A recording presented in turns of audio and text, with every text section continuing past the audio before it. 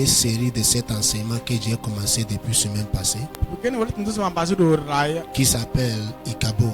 Le signifie de cet Ikabo, la Bible a interprété ça que ça signifie la gloire est bannie. Au cours de cet enseignement, j'ai parlé beaucoup de choses concernant cette topic. J'ai parlé de ce qui arrive quand la gloire de Dieu est bannie dans la vie d'un homme. J'ai essayé de vous dire aussi ce qui arrive quand la gloire de Dieu est présente dans la vie d'un homme. Il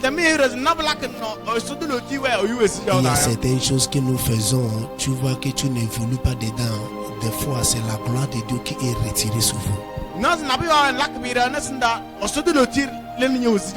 Quand la gloire de Dieu vient dans la vie d'un homme, ça vient avec le bruit. Mais quand ça passe silencieusement. Si tu n'as pas fait attention, tu penses que vous êtes toujours au top, ou soit vous êtes toujours dans la gloire de Dieu, mais la gloire de Dieu est déjà partie. C'est ça qui s'est passé dans la vie de fils d'Élie qui est mort sur le bataille. On les a mis au monde dans le temple. On les a mis au monde dans le temple et ils ont grandi devant leur papa qui est le prophète d'Israël.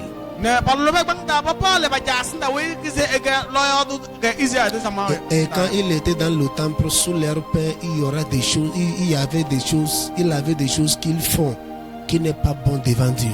Quand ils étaient avec leur père, il y avait des choses qu'ils font qui Dieu n'est pas content de ça. Même on vient pour amener cette information au père qui est l'Élie, à leur papa qui est le prophète d'Israël, mais il ne prend pas ça au sérieux. Il dit, laisse-les, ils sont des enfants. À cause de leur acte, beaucoup de choses, immoralité, beaucoup de choses qui n'est pas bon, saleté et déconsécration dans la maison de l'Éternel commençaient à pénétrer dans le temple.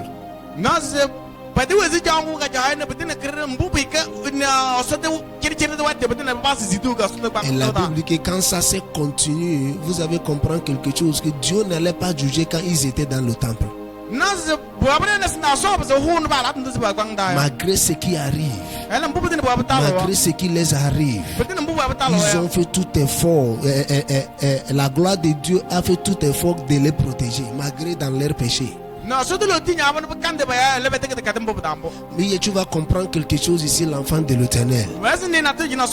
Ce n'est pas le jour que tu as commis une erreur que Dieu commence à te punir en même temps.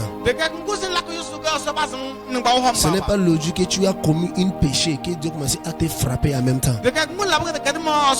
La raison que tu as commis un péché et tu payes le prix de ce que tu as commis, c'est parce que tu manques de reconnaître que tu as fait quelque chose qui n'est pas bon.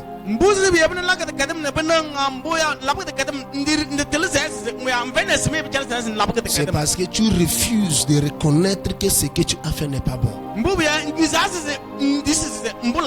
Ton habilité d'avoir refusé ou bien d'arriver à refuser de reconnaître que ce que tu as fait n'est pas bon, ça là seulement retire la main de Dieu sur la vie d'un individuel.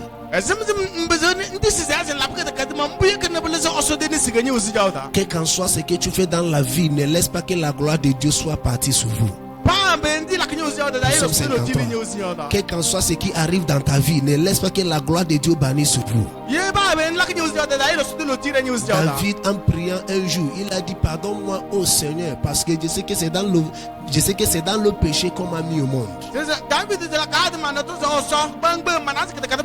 Il a dit que je suis un péché même depuis dans le ventre de ma maman. Vous êtes là-bas? Il faut lire ça. Il dit que c'est depuis le ventre de ma maman que je suis un péché depuis dans le ventre de ma mère. Oh Dieu, crée en moi un cœur pur. Il dit, crée en moi un cœur pur. Maintenant, comprends quelque chose ici. David, en priant, il sait qu'en lui, il y a beaucoup de saleté. Comprends quelque chose ici. Malgré le péché que David a commis, David a ramassé la femme d'un homme, couché avec elle et lui enceinté. L'homme voulait parler, il lui a tué aussi. Est-ce que péché là c'est pardonnable? Est-ce que c'est pardonnable? Est-ce que si c'est tout, tu peux pardonner ça? Mais Dieu lui a pardonné. Pourquoi que Dieu lui a pardonné? C'est parce que ce qu'il a fait est trop juste. Oui, c'est trop mauvais. Mais David, c'est un homme qui vient sous le trône de l'Éternel. David, c'est un homme, quand il commet une erreur, il sait comment pour attraper le pied de Dieu, pour dire papa, pardonne-moi. Il y a beaucoup de gens qui sont sous le son de ma voix aujourd'hui. Tu fais quelque chose qui n'est pas bon, on essaie de vous corriger, tu fuis. Tu fuis ou soit tu s'enflammes, tu deviens en colère contre la personne qui veut vous corriger aussi. Il y a certaines personnes, ils font ce qui n'est pas bon, mais pour demander pardon, c'est difficile. Vous allez trouver ça entre les couples. Vous allez voir le mari avec sa femme, les deux a des problèmes. Au lieu que la femme va demander pardon, elle résiste. Au lieu que l'homme qui a fait l'autre, au lieu qu'il va demander pardon, il résiste. À cause de ça, la gloire qui amène l'amour dans cette foyer-là va évaporer. En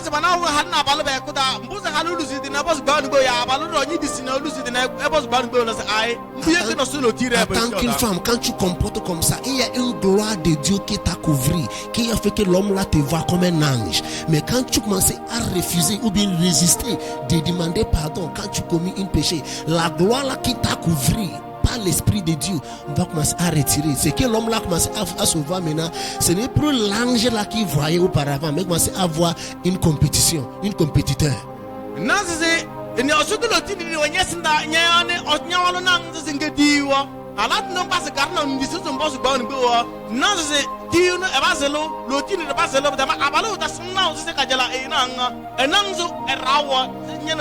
L'absence de la gloire de Dieu amène des désorganisations. L'absence de la gloire de Dieu amène des problèmes et des hauts et des bas. David, c'est un homme qui comprit cette genre de choses et il sait que pour moi de maintenir la gloire de Dieu sur moi, c'est pour toujours rester sous le pied et sous le trône de la miséricorde de l'Éternel.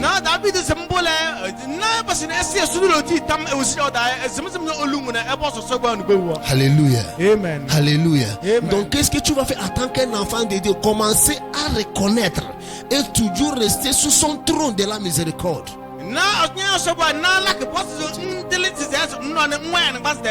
Voilà ce qu'il a dit encore. Oh Dieu, crée en moi un cœur pur. Oh Dieu, crée en moi un cœur pur. Parce qu'il sait que depuis le début, il sait qu'il avait un cœur mauvais. Il sait qu'il est rempli avec un cœur malin. Il sait qu'il est rempli avec un cœur de la douteur, de l'immoralité, des mensonges, de la mort. Il est rempli avec le sang des hommes qu'il a tués. Il dit que papa, Dieu ne peut pas venir comme ça devant ta trône. Pour cela, crie à moi un nouvel cœur. Alléluia.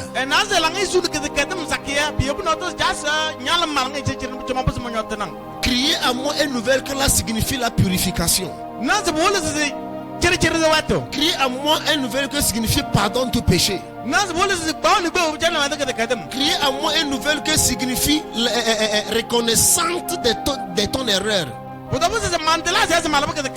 êtes reconnu que tu as commis quelque chose qui n'est pas bon. Là tu pries qu'il n'a qu'à vous changer.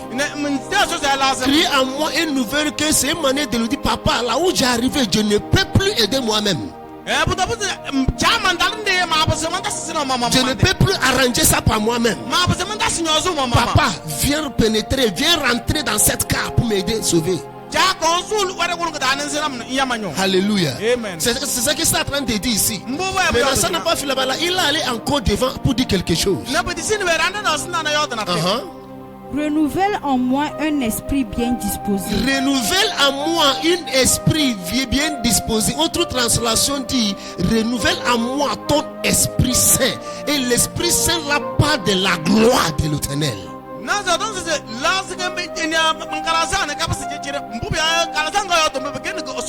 Répétez l'île là encore. Renouvelle à moi. Renouvelle en moi un esprit bien disposé. Renouvelle en moi un esprit bien disposé. C'est-à-dire que esprit qui est bien arrangé, qui est propre. Que ça soit renouvelé en moi, que ça vienne en moi, que ça soit établi en moi. Ça est en train de parler de la gloire de Dieu.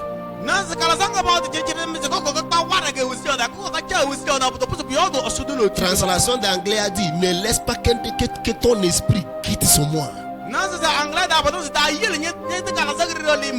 Il dit que ne laisse pas que ton esprit quitte sur moi. Maintenant il a dit qu'il renouveler ton esprit saint à l'intérieur de moi. Verset 11. Verset 11. Ne me rejette pas loin de ta face. Ne me rejette pas, ça veut dire que ne me chasse pas de ta présence. Ça là, c'est un homme qui comprend l'importance de la gloire de l'Éternel. Maintenant ça là m'a parlé beaucoup de choses. Comment tu vas commencer à voir la gloire de Dieu dans ta vie? Premièrement d'abord, c'est pour toujours être consistant dans sa présence. Tu veux la gloire de Dieu dans tes affaires?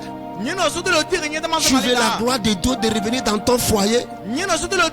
Tu veux que la gloire de Dieu revienne dans ton mariage? Tu veux que la gloire de Dieu revienne dans ton travail? Commence à chercher sa présence. Dans sa présence, tu trouves sa gloire. Quand la gloire de Dieu descend dans le foyer, l'amour commence à exister et la compréhension.